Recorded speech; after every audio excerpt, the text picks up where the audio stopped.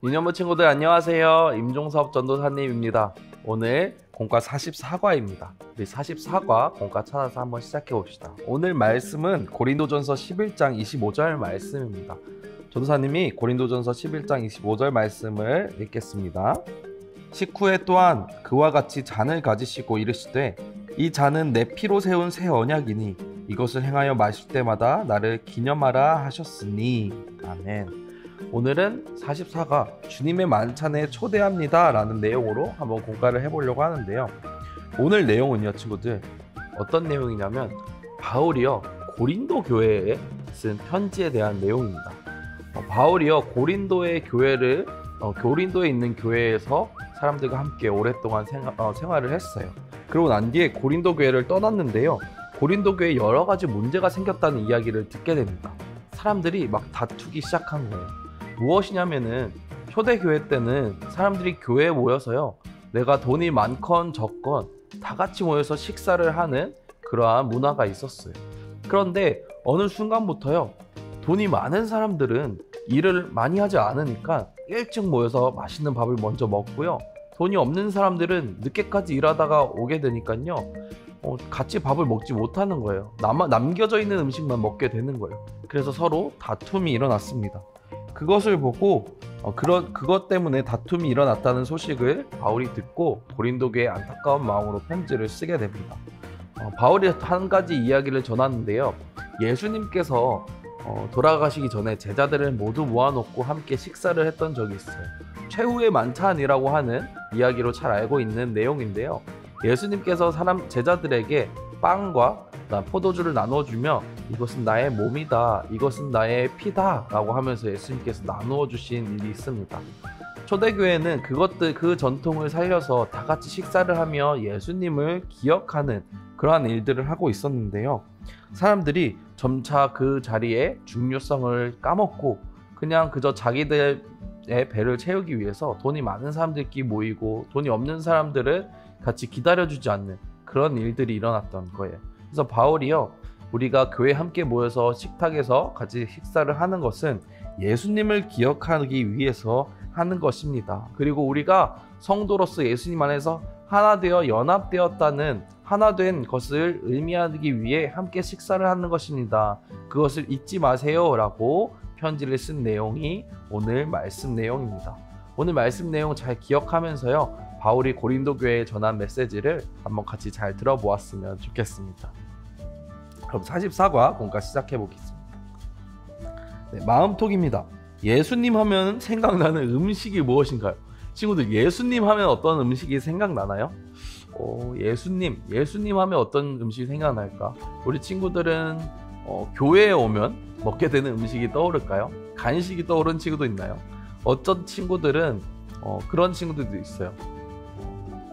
우리 교회에 오면요 예수님 하면은 성경 이야기들이 떠오르잖아요.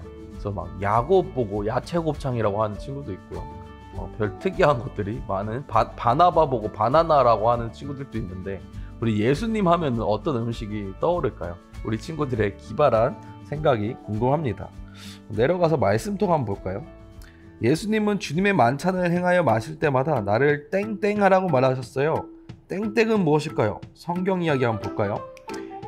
고린도 교회 사람들에게 주님의 만찬을 할 때 여러분 사이에 다툼이 있다고 들었습니다. 예수님 마지막 만찬에서 떡은 나의 몸, 잔은 나의 피로 세운 새 언약이니 이것을 행하며 나를 기념하라고 하셨습니다. 그러므로 우리는 주님의 만찬을 할 때마다 모두를 위해 십자가를 지신 예수님을 기념하며 이 만찬은 예수님을 믿는 누구에게나 열려있음을 기억해야 합니다. 앞으로는 모두가 함께 참여하고 기뻐하는 주님의 만찬이 되도록 하십시오. From 바울. 네, 바울이 썼습니다. 나를 땡땡하라 뭐라고 했죠? 바로 나를 기념하라 라고 하셨습니다. 기념하라. 삶으로 톡입니다. 우리가 만약 성만찬에 참여한다면 어떤 마음으로 참여해야 될까요? 바로 예수님을 기념하는 마음이죠. 예수님을 기억하는 거예요. 근데 예수님을 그냥 머리로 떠올리는 걸까요? 그것이 아니죠. 예수님이 가르쳐 주신 것들을 우리가 떠올리며 기억하는 거예요. 그래 우리는 예수님 안에서 하나가 된 교회구나, 하나가 된 공동체구나, 하나가 된 유년부구나 라는 것을 떠올려야 할 것입니다. 우리 한 장 넘어가서 머리의 속을 한번 보도록 합시다.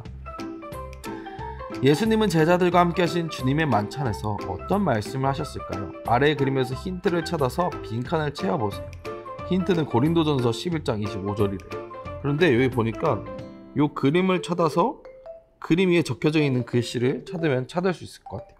네, 첫 번째, 식후에 여기 있네요. 식후에 사람의 얼굴 볼까요? 여기. 또한 네모, 창문, 그와 같이 잔이 있어요. 잔 여기 있네요. 이것을 행하여